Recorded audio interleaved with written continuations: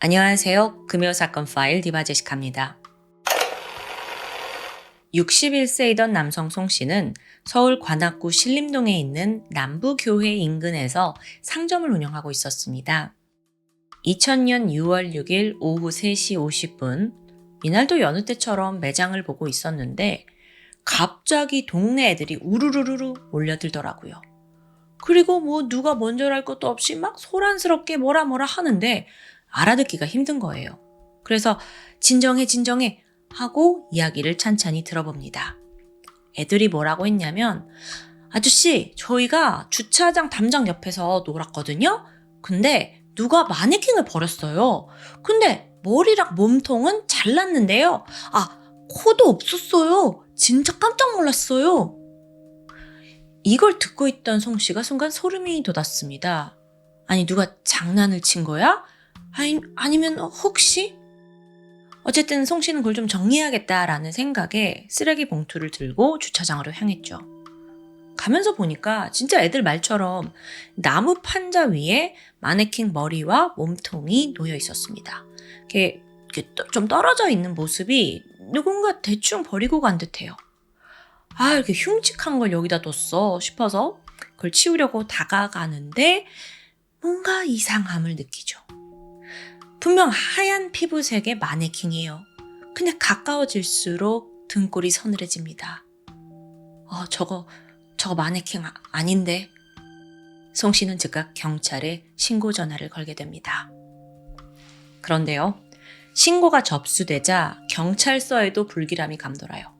그 이유가 뭐였냐면 하루 전날인 6월 5일 낮 12시 그 곳에서 5km 떨어진 동작구 보라매 공원에서 토막난 시신이 발견됐기 때문입니다. 최초 발견자는 50대 남성 이 씨였는데요. 지체장애인 회관 뒤에 화단에 버려져 있는 50리터 쓰레기 봉투를 발견한 거예요. 처음에는 이게 크기도 있고 하니까 누가 무단 투기를 했나 싶었어요. 그래서 그 쓰레기를 좀 치우려고 허리를 숙이려다가 그 봉투에 찢어진 틈 사이로 사람의 두 다리를 보게 되죠. 경찰 확인 결과 그것은 30대 중반에서 40대 초반으로 추정되는 여성의 토막난 시신이었습니다. 그런데 부패가 많이 진행되지 않았어요. 사망한 지 이틀 정도 지난 것으로 보였죠. 봉투 안에는 두 다리와 골반 그리고 손목이 들어있었습니다. 그런데 정말 기괴하게도 시체가 아주 깨끗하게 씻겨 있었어요. 게다가 피가 모두 빠져나가서 정말 약간 새하얀 상태로 얼핏 보면 마네킹처럼 보이기도 했죠. 당시에 경찰은 나머지 사체를 찾아야 하잖아요. 주변을 수색했고 그러다 한 2시간 뒤에 그 공원에서 250m 떨어진 도림천 인근에서 추가로 쓰레기 봉투를 발견합니다.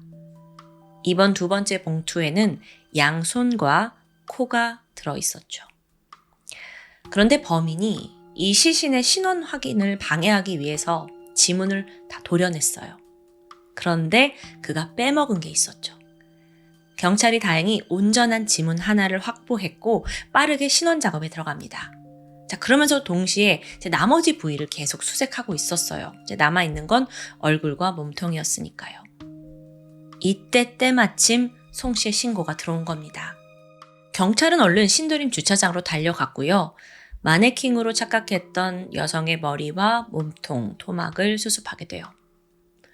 그렇게 보라매공원 도림천 주차장에서 세 곳에서 발견된 시신을 부검해 보니 모두 한 사람의 것이었습니다.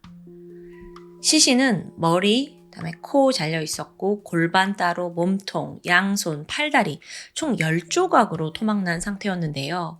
깨끗하게 씻겨져 있었고 절단면이 거칠었어요. 그걸 봤을 때 범인이 해부하게 능통하거나 칼을 많이 다뤄본 사람은 아닌 듯 했죠. 또한 사체 곳곳에 흉기에 베인 상처도 있었습니다.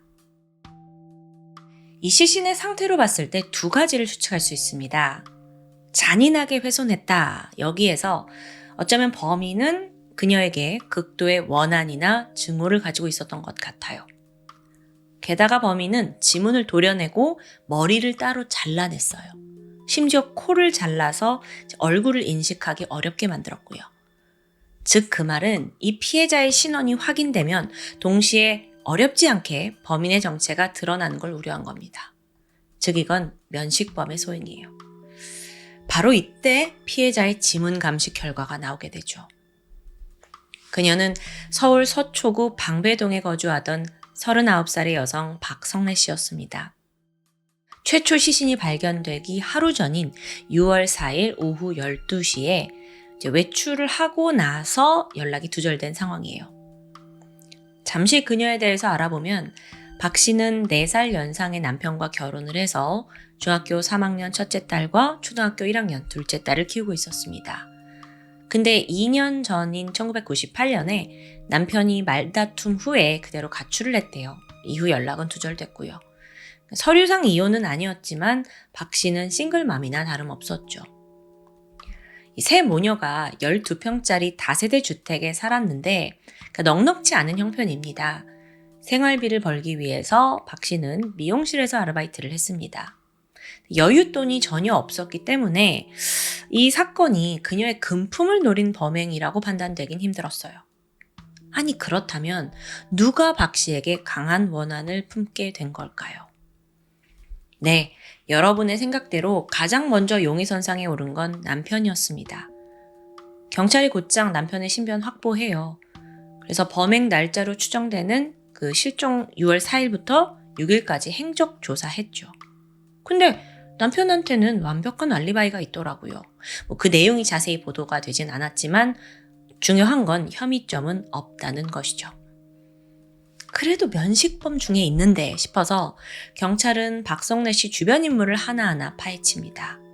그리고 조사 결과 아주 의외의 사실이 드러나요. 그건 바로 박 씨의 복잡한 남자 관계였습니다. 남편이 가출을 하고 나서 그녀가 스트레스를 풀기 위해 선택한 게 나이트클럽이었습니다. 수시로 드나들었대요. 그리고 여기서 남성을 만나서 관계를 가지곤 했고요. 경찰은 그 피해자의 핸드폰을 통해서 그 남성들의 리스트를 확보했는데요. 하나하나 탐문을 해도 특별히 혐의점을 가진 인물은 없더라고요. 알리바이도 모두 확인됐고요. 그 한 예로 사건 당일에 박 씨 핸드폰에 음성 메시지를 남긴 40대 남성이 있었어요. 그래서 유력 용의자가 아니냐라고 지목을 하긴 했지만 확실한 알리바이가 있었습니다. 그렇게 수사는 점점 난항을 겪게 되죠. 분명 주변인인데 아닌가? 그렇게 갸우뚱하던 그때 수사팀이 이제는 그 사소한 단서 하나하나까지 더 철저하게 분석하기 시작합니다. 특히나 토막난 사체가 담겨있던 그 쓰레기 봉투 기억하시죠? 이 쓰레기 봉투에 주목을 하게 되는데요. 참고로 한국은 1995년 1월 1일부터 전국적으로 종량제가 도입되었습니다. 그 전에는 없던 제도예요. 근데 이때 봉투 디자인을 각 지방단체가 따로 정하면서 모양과 색깔이 다 다르게 만들어졌죠. 뿐만 아니라 거기엔 지역명이 표기되어 있습니다. 보니까 그 토막이 있던 봉투는요, 영등포구청이라고 쓰여져 있어요. 그래서 이걸 토대로 경찰이 영등포구뿐만 아니라 시신이 발견된 동작구, 관악구를 중심으로 동종범죄 전과자 중심으로 대대적인 조사를 합니다. 아니, 근데 이번에도 허탕이에요. 결국 경찰은 마지막 수단을 동원했습니다. 통신사의 협조를 받아서 박 씨와 통화를 한 그냥 모든 인물의 인적사항을 다 받아낸 거예요. 그걸 일일이 대조를 했죠. 그렇게 3일간의 긴 작업 끝에 드디어 용의자가 떠올랐습니다. 그는 30살의 남성 김종호였어요. 박 씨와 김종호 두 사람은 사건이 발생한 4일 오후 12시 56분부터 6시 31분까지 총 3차례 통화했습니다. 심지어 밤 9시부터는 두 사람의 핸드폰 위치가 동일하게 나와요. 확인 결과 김종호는 영등포구 신길 3동 다세대 주택에 살고 있었죠. 근데 이 사람 특수 강도 전과가 있고요. 또 2건의 사기 사건으로 수배 중인 상태입니다. 그러니까 질이 안 좋아. 뭔가 영등포구에 살고 질이 안 좋고 통화 계속했고 뭔가 퍼즐이 지금 딱딱 들어맞고 있잖아요. 아니, 그럼 정작 박 씨, 피해자와는 어떤 관계였을까요? 그 두 사람은 진지한 사이는 아니었습니다. 김종호에게 박 씨는 그저 수많은 내연녀 중 한 명 정도라고 볼 수 있어요. 여기서 잠깐 김종호에 대해서 알아야 되는데 그 사람을 한마디로 정의하면 제비라는 단어가 떠오릅니다.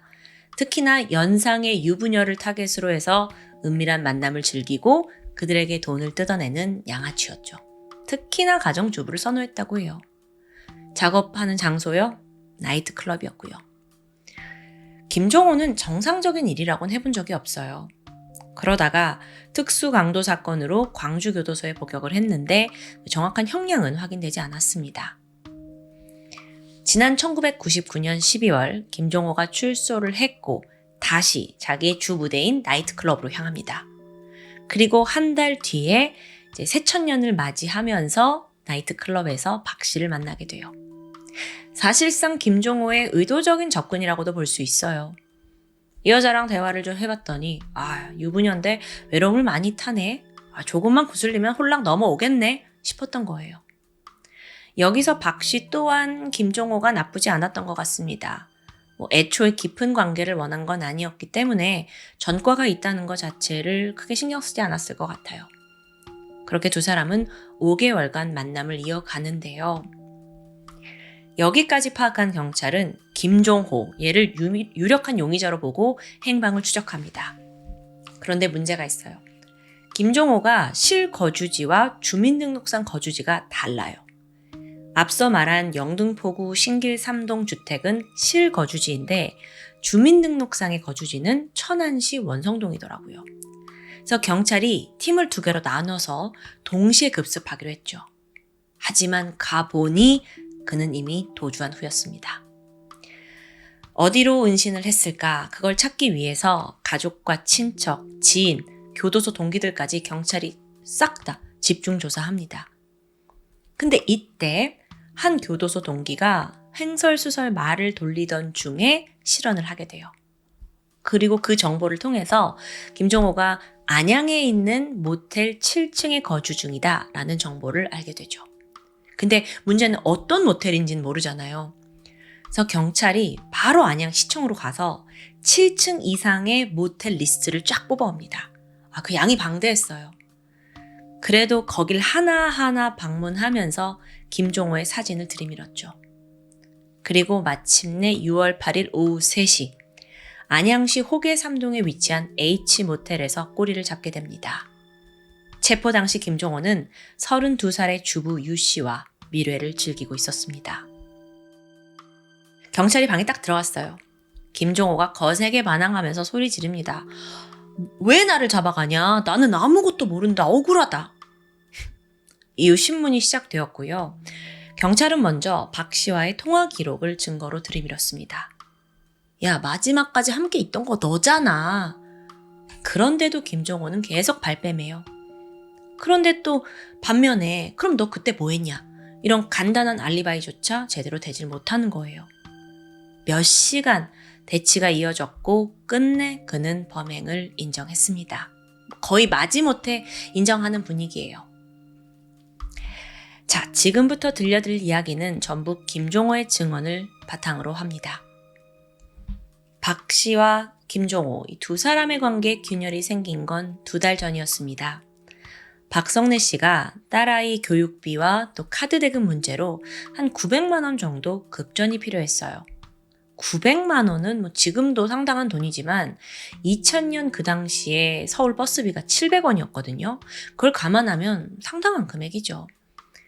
성래 씨가 이제 돈이 급하니까 여기저기 꾸러 다니다가 김종호에게도 부탁을 하게 돼요. 근데 이때 잠시 고민하더니 그래 누나 내가 빌려줄게 하고 아주 흔쾌히 승낙을 한 거예요. 왜 그랬냐? 여기엔 사실 보이지 않는 계산이 있었습니다. 지금 분위기 좋을 때 거금을 빌려주고 환심을 사고 나중에 더 큰 돈을 뜯어낼 생각이었죠. 그런데 문제가 있었어요. 실제 김종호는요, 수중에 땡전 한 푼이 없거든요. 그래도 내가 지금 돈을 빌려줘야 되는데 싶어서 교도소 동기들한테 돈을 빌려서 900만 원을 만들고 성래 씨에게 건네게 되죠. 그런데 또 문제가 발생합니다. 약속한 날이 지나도록 박성래 씨가 돈을 갚지 않는 거예요. 몇 차례 독촉을 했지만 차일피일 미루기만 하고요. 그래서 두 사람 사이에 다툼이 잦아졌대요. 그러다가 사건이 발생한 6월 4일 밤 9시 박성래 씨가 신길 3동에 있는 김종호의 자취방에 도착합니다. 김종호가 누나, 나 돈 언제 줄 거냐 독촉을 하죠. 나도 지금 교도소 동기들한테 압박이 들어오고 있다. 빨리 돈이 필요하다. 그러면서 이제 목소리가 높아집니다. 여기서 김종호의 진술에 따르면 박성래 씨가 뻔뻔하게 나왔대요. 야, 나도 돈이 없는데 그럼 나한테 어떻게 갚으라는 거냐? 이렇게 맞선 거예요.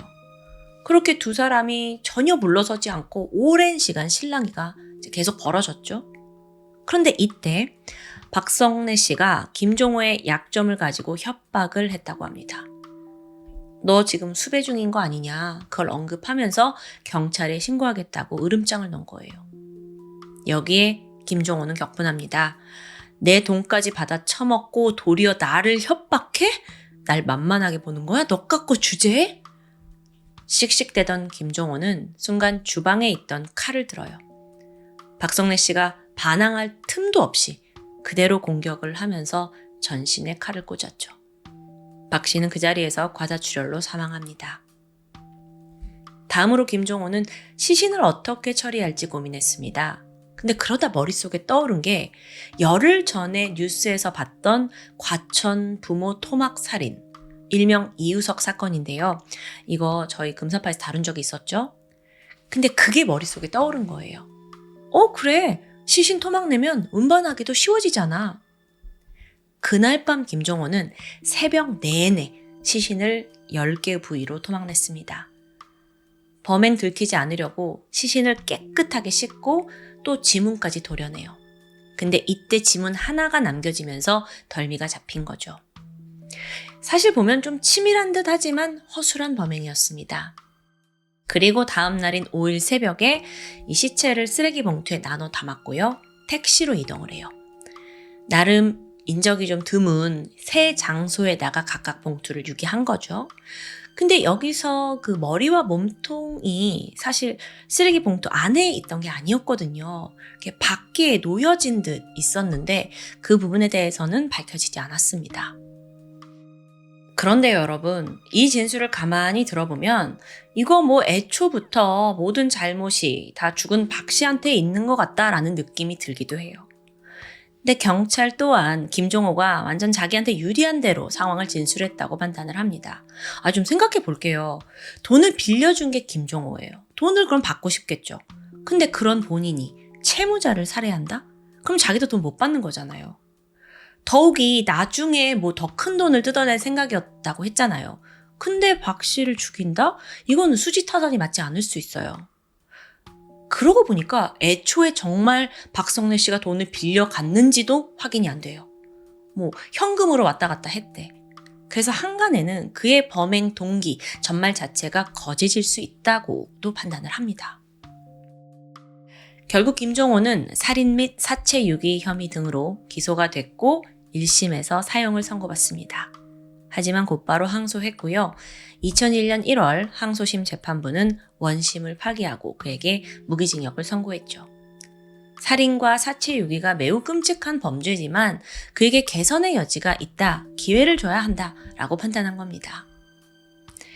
그렇게 감옥에 갇힌 김종호, 지금껏 그가 가석방되었다는 소식은 없습니다.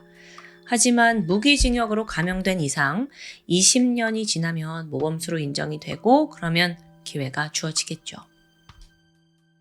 처음부터 잘못된 인생의 길을 살고 있던 제비 김종호. 그저 돈 있는 여자들한테 기생해서 돈이나 뜯어먹으려고 했던 잡범이었어요. 근데 그런 잡범이 어쩌다 살인마, 심지어 토막 살인마로 돌아선 걸까요? 손가락 지문 제거에 또 얼굴 알아보지 못하도록 코까지 제거. 사실 그가 시신을 처리한 방식은 다소 유별났고 또 기이했습니다. 아니 피를 다 빼서 워낙 하얘서 오죽하면 그걸 목격한 사람들이 마네킹이라고 생각을 했겠어요. 그래서 어쩌면 그는 굉장히 잔인한 면모를 숨기고 살던 제비살인마가 아닌가 싶기도 한데요.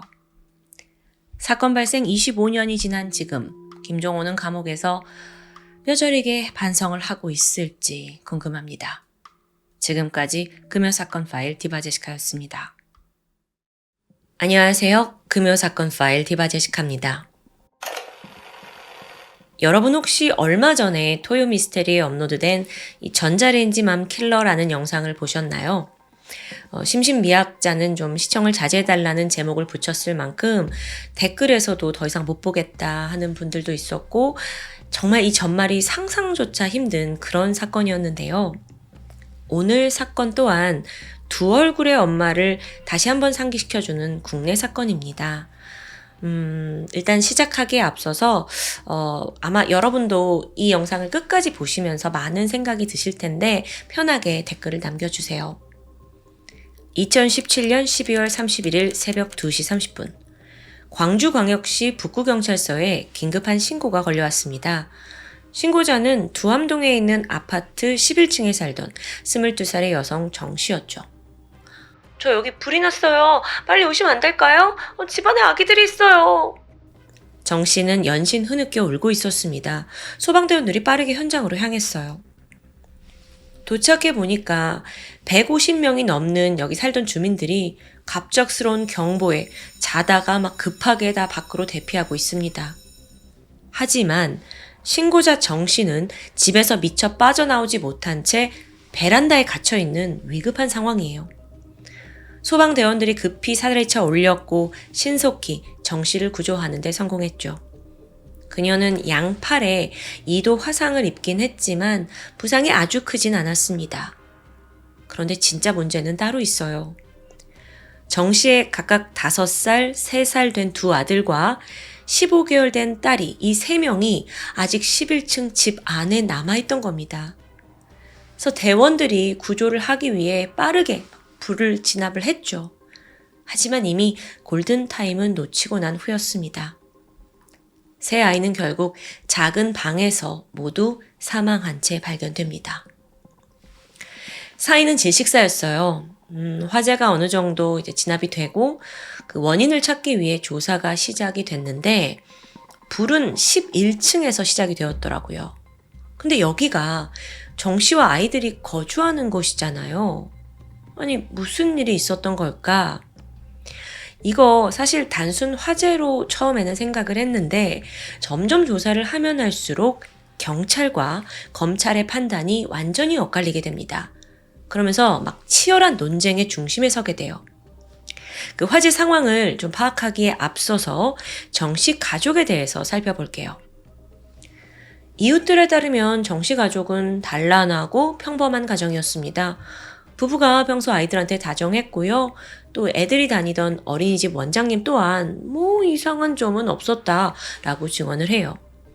엄마 정 씨는 아이들 준비물 단 한 번도 빠뜨리지 않을 정도로 신경을 많이 썼고 남편 이 씨 역시 아이들 살뜰히 챙기는 편이었어요. 뭐 행여나 학대의 정황 전혀 보이지 않았죠. 실제 세 아이의 시신에서도 그런 정황은 없었고요. 하지만 사실 이들은 심각한 경제적인 어려움에 직면해 있었습니다. 그 이유는 좀 결혼 과정에서부터 찾을 수 있을 것 같은데요. 정 씨가 불과 18살의 나이에 1살 연하였던 남편 이 씨와 첫 아이를 갖게 됐어요. 그러니까 이 두 사람은 고등학교 때 부모가 된 거죠. 양육을 위해서 두 사람 모두 학업을 중단했고요. 그리고 이제 잘 생활을 하려고 했는데 더 차가운 현실이 이들을 기다리고 있었습니다. 정작 중졸 학력만으로는 안정적인 직업을 찾기가 어려웠던 거예요. 그래서 뭐 콜센터, PC방, 편의점, 단기 알바를 전전하면서 겨우 생계를 이어갔죠. 심지어 이 와중에 둘째와 또 셋째까지 태어나면서 경제적인 부담은 가중되고 있었습니다.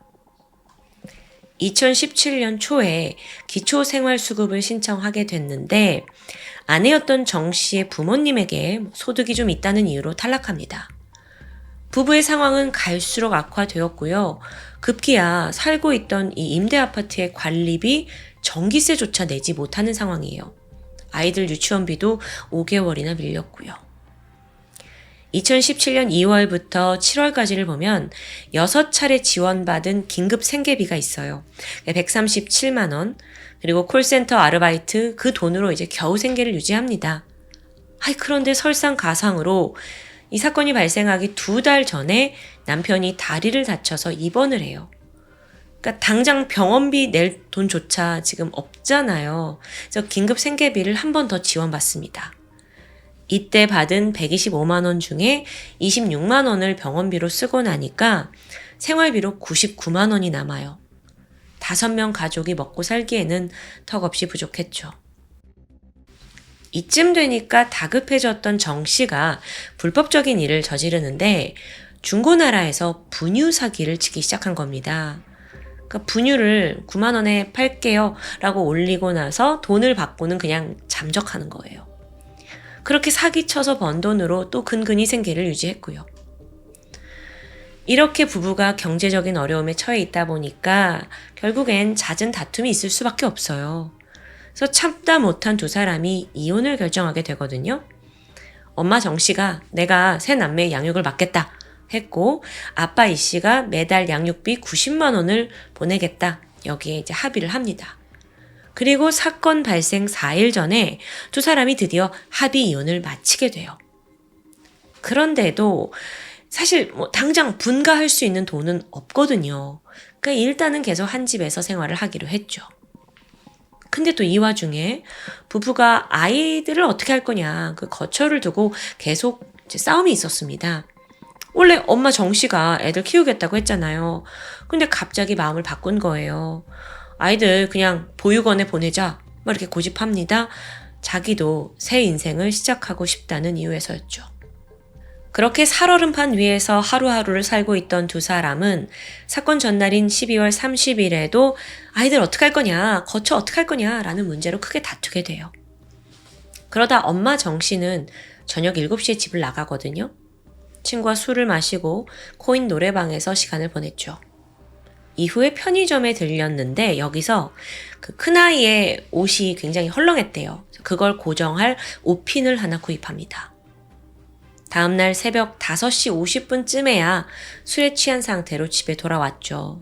근데 정 씨가 와보니까 애들만 혼자 자고 있고 남편의 모습이 보이지 않는 겁니다. 남편은 애엄마가 이제 집을 나서고 나서 저녁 9시 44분에 새 아이들을 작은 방에다가 재워놓고 친구들과 만나서 PC방에 갔더라고요. 그렇게 남편이 집에 없는 걸 확인한 정 씨가 그에게 여러 차례 메시지를 보냅니다. 근데 그 내용이 나 죽고 싶어. 나 이 세상에서 사라질 거야. 나 죽을 거야. 막 이런 암울한 내용이에요. 또 굉장히 경고성 메시지이기도 하죠.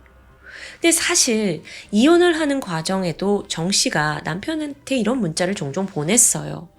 그래서 남편은 이번에도 얘가 또 이러는구나 싶어서 넘어간 거예요.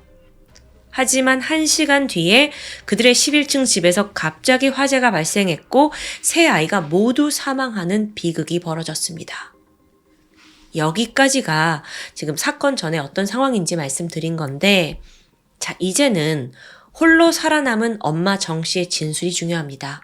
그리고 또 화재가 남긴 그 현장이 진실을 밝힐 수 있는 열쇠겠죠. 조사가 이어졌는데, 자, 여기서부터 이제 경찰과 검찰의 의견이 갈라지게 돼요. 먼저 경찰의 경우 엄마 정 씨의 진술에 초점을 맞춰서 조사를 합니다. 사건 초기에 정 씨가 뭐라고 했냐면 라면을 끓이다가 가스레인지에서 불이 난 거래요. 이 불길이 너무 거셌고 내가 아이들을 구하려 했지만 이 애들 안고 나오다가는 오히려 더 크게 다칠 것 같아서 그냥 신고하고 구조를 기다렸다는 주장입니다. 그런데요, 경찰 조사 결과 부엌에서 라면을 끓인 흔적이 나오질 않아요. 게다가 애초에 화재는 부엌이 아니라 작은 방 안쪽에서 시작된 게 밝혀집니다.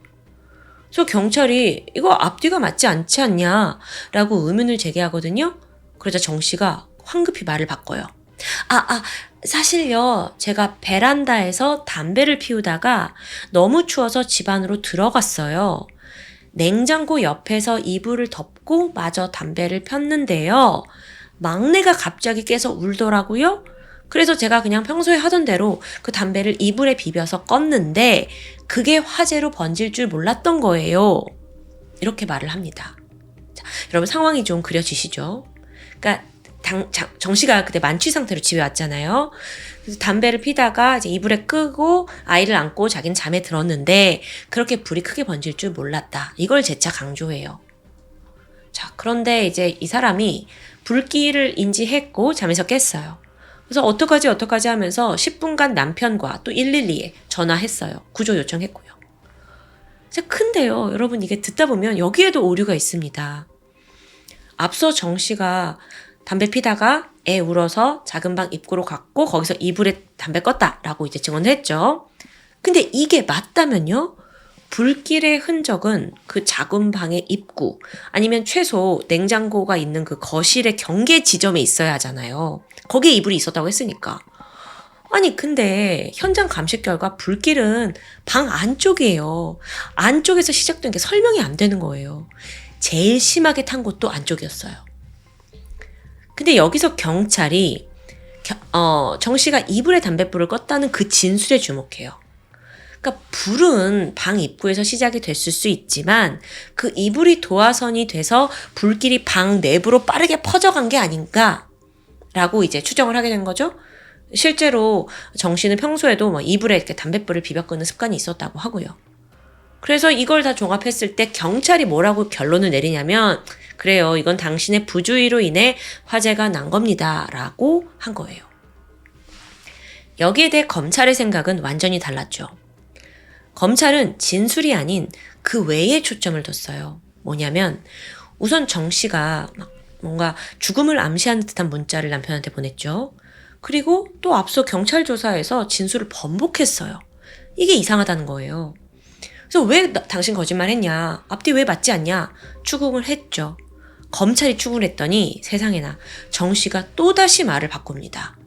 그 내용이 뭐였냐면 최근 2달간 우리가 너무나 돈적으로 힘들었고 또 중고나라 사기를 치면서 막 독촉에 시달렸고 또 남편과 이혼까지 하면서 내가 심각한 우울증을 겪었는데 사건 당일 정 씨가 방 밖에서 담배를 피웠대요. 그러다가 막내 아이가 깨서 우니까 불이 붙은 담배를 그냥 이불 위에 올려둔 채 방 안에 들어갔다는 거예요. 그래서 아이들 옆에 누워서 핸드폰을 그냥 하고 있었는데 순간 불길이 치솟는 걸 알아차립니다. 근데 이때 정 씨가 불길을 보고 살아야지가 아니라 기왕 이렇게 된 거 그냥 얘들하고 다 같이 삶을 끝내는 것도 괜찮겠는데? 라고 생각이 들었대요. 그래서 이제 그러고 그냥 있다가 있었는데 조금 있다가 또 마음이 바뀌었대요. 이게 저도 설명을 하는 과정 중에 이게 말이 되나 싶긴 한데 또 마음을 바꾸고 안 되겠다. 아이들을 구해야겠다 생각을 했는데 이미 그때는 막 불길이 너무 걷잡을 수 없이 커진 거죠. 그래서 별 수 없이 자기 혼자 베란다로 몸을 피했다는 진술.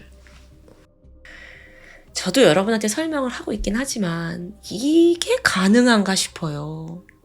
검찰 또한 그녀의 진술을 믿지 않았습니다. 또 정 씨의 핸드폰을 포렌식 해보니까 새로운 증거가 나와요. 참고로 경찰도 이 정 씨 핸드폰 포렌식 하려고 했어요. 그래서 이제 핸드폰 달라. 근데 정 씨가 비밀번호가 생각나지 않는데요. 이것도 말이 안 되잖아요. 근데 경찰이 알겠다 하고 그냥 패스하게 됩니다. 어쨌든 검찰이 포렌식을 한 결과 사고 당일 정 씨가 남편과 지인에게 화재를 암시하는 메시지를 보낸 게 나와요. 이뿐만 아니라 더 충격적인 내용도 있었는데 불이 나고 구조대가 이제 도착하기까지 시간이 좀 있잖아요. 그때 정 씨가 베란다에서 막 이렇게 핸드폰을 하면서 시간을 보낸 거예요. 그동안 지금 방 안에 있는 그 애들은 다 연기에 질식해 죽어가고 있는데도요. 아니 응당 모성애가 있는 엄마라면 어떻게든 아이를 구하려고 하지 않았을까요? 이게 좀 소름 돋는 행동이었죠. 이어 검찰은 화재 정밀 검사를 의뢰합니다. 그리고 국과수는 화재의 원인으로 지목된 이불에 주목하게 돼요. 근데 이 이불이 극세사 합성 섬유 재질이었어요. 이게 섬유 특성상 담뱃불 정도의 약한 열원으로는 불이 붙지 않는다라는 결론이 나온 거예요. 아니 뭐야 이거. 그러니까 방 입구에서 담뱃불로 화재가 났다라는 정 씨의 주장. 그리고 극세사 이불이 이제 막 불이 붙어가지고 방 안까지 이렇게 들어간 거다라는 경찰의 추정이 모두 다 맞지 않게 된 거죠. 또한 경찰 조사에서는요, 화재 현장에 뭐 인화물질 없었던 것 같은데? 라고 판단을 해요. 근데 이것도 뒤집어집니다. 검찰은 현장 곳곳에 라이터가 있었던 걸 지적한 거예요. 라이터, 인화물질인 동시에 불을 낼 수 있는 수단이잖아요. 또한 정 씨의 화상 흔적도 이상했어요. 사건 당시 정 씨는 스타킹을 신고 있었습니다. 방 안에서 아이들을 구하려고 했다라고 말은 하긴 했지만 아니 정작 스타킹에는 불에 그을린 흔적이 없는 거예요. 게다가 그녀의 얼굴에 복사열로 인한 화상도 없었고요. 즉 이걸 해석하면 정말 소름 돋는데 정 씨는 애초부터 불길 가까이 간 적이 없는 건 아닐까라는 결론에 도달합니다. 검찰의 추정을 정리하면 정 씨가 그 애들이 자고 있는 작은 방 안쪽에서 라이터를 이용해서 아이들이 덮고 있는 이불에 일부러 불을 붙였고 자기는 곧장 베란다로 피신했다가 됩니다. 그런데 이 극세사 이불이 담뱃불에는 잘 타지 않을 수 있어요. 그런데 이렇게 일부러 불을 붙인 상황. 그러면 이제 걷잡을 수 없이 이제 불이 타오를 수 있죠. 심지어 합성 섬유라서 유독가스까지 배출됩니다. 게다가 이불이 녹아내리면서 이게 이제 몸을 감싸잖아요. 그 안에 있던 아이들이 빠져나오기도 어렵게 되겠죠. 물론 이건 검찰의 시나리오이긴 했지만 정말 이대로였다면 정 씨는 아이들이 살 수 있는 가능성까지 완전히 봉쇄한 거예요. 너무도 잔인한 엄마인 거죠. 자, 그런데 앞서 말씀드렸다시피 이제 경찰과는 주장이 좀 다릅니다. 경찰은 그녀의 그냥 실수다라고 보고 있는데, 자, 그럴 경우에 아주 정 씨는 가벼운 혐의를 적용받습니다. 보통 5년 이하의 금고, 2천만 원 이하의 벌금에 그쳐요. 반면 검찰의 주장이 맞다면 고의로 방화 저지른 거잖아요. 그리고 거기에 아이들을 살해할 목적까지 있었다면 훨씬 더 무거운 징역이 선고되겠죠. 자, 이제 재판부의 판단이 남아 있습니다. 2018년 7월 1심 재판부는 검찰의 주장을 받아들였어요. 정 씨가 새 아이를 죽이기 위해 고의로 불을 질렀다고 판단한 거죠. 게다가 여기서 재판부는 그 세 남매가 그 뜨거운 그 이불 속에서 얼마나 공포스럽고 얼마나 고통스럽겠냐를 언급하면서 정 씨 너는 반성을 안 하는 것 같다라는 걸 지적합니다. 그것과 함께 정 씨에게는 징역 20년형이 선고됐죠. 여기에 그녀가 즉각 항소를 해요. 야, 이거 다 실수지. 나는 살인의 의도가 없었다라고 말하는 거예요. 하지만 상고심 재판부 또한 미필적 고의에 의한 살인 가능성이 있다고 판단합니다. 다만 정 씨의 어린 나이와 경제적인 어려움, 또 남편이 선처를 탄원한 점을 참작해서 최종적으로 이 사건 대법원까지 갔는데요. 징역 20년이 확정되죠. 재판부 모두 고의로 방화를 저질렀다는데 동의한 겁니다. 사실 이런 일화가 있어요. 정 씨가 재판을 이제 받을 당시에 무료로 번호를 해주겠다라는 제안이 있었는데 이걸 거부했다고 해요. 자기 실수 때문에 아이들이 죽었으니까 죗값을 치르겠다라는 겸허한 태도였죠. 하지만 1심에서 정작 징역 20년이 나온 거예요. 그러니까 즉각 항소하는 모습을 보입니다. 그래서 여기에 또 일부 전문가들은 이게 진짜 반성하는 태도냐라고 의심을 하게 되는데요. 현재까지도 그녀는 모든 건 실수로 인한 화재였다고 주장하고 있습니다. 사건의 전말을 쭉 들어본 여러분의 생각은 어떠신가요? 아주 작은 단서였는데요. 앞서 제가 정 씨가 이제 술을 먹고 코인 노래방 갔다가 집에 왔는데 바로 그 전에 편의점에 들려서 큰아이 옷핀 샀다는 거 기억하시나요? 사실 저는 그 점에서 그렇게 아이를 챙기던 엄마가 정말 고의로 불을 냈을까라는 생각이 들긴 했어요.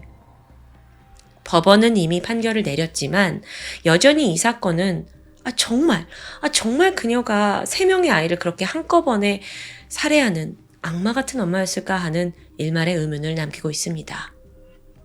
어쩌면 이 범행이 너무 잔혹해서 그저 믿고 싶지 않은 건지도 모르겠습니다. 지금까지 금요사건 파일 디바제식합니다.